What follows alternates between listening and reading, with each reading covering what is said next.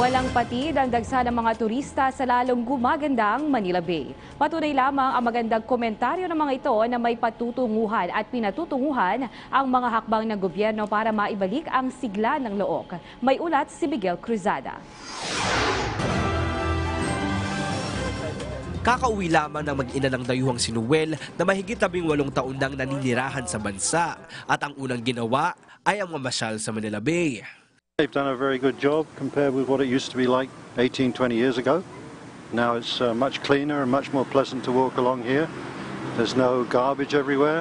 Yeah, it's very, very nice. Ang magpinsan namang si Jerome at Shirley nag-jogging with bonding sa mga kaibigan sa Baywalk. Ang laki ng in-improve.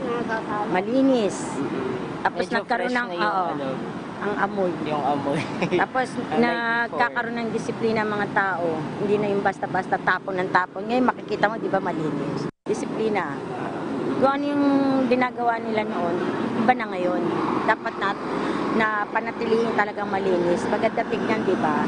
Kaya maganda talaga ang pagkakaano ni President. Habang ang siklistang si Marcelino na halos araw-araw na binibisikleta ang kahabaan ng Manila Bay bilang kanyang exercise ay mas ginanahan pa at ayon sa kanya, hindi na gaano masakit sa mata at masangsang sa ilong ang Manila Bay.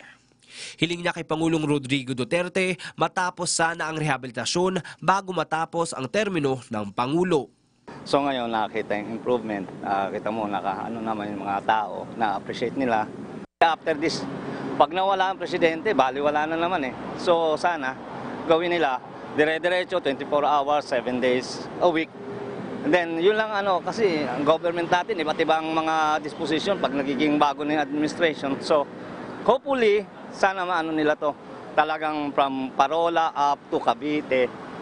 Sa term ni Presidente, matapos na ito. Ang mga positibong komentaryong ito ay magpapatunay na ginagawa lahat ng gobyerno ang makakaya nila para maisalba at mapaganda ang Manila Bay.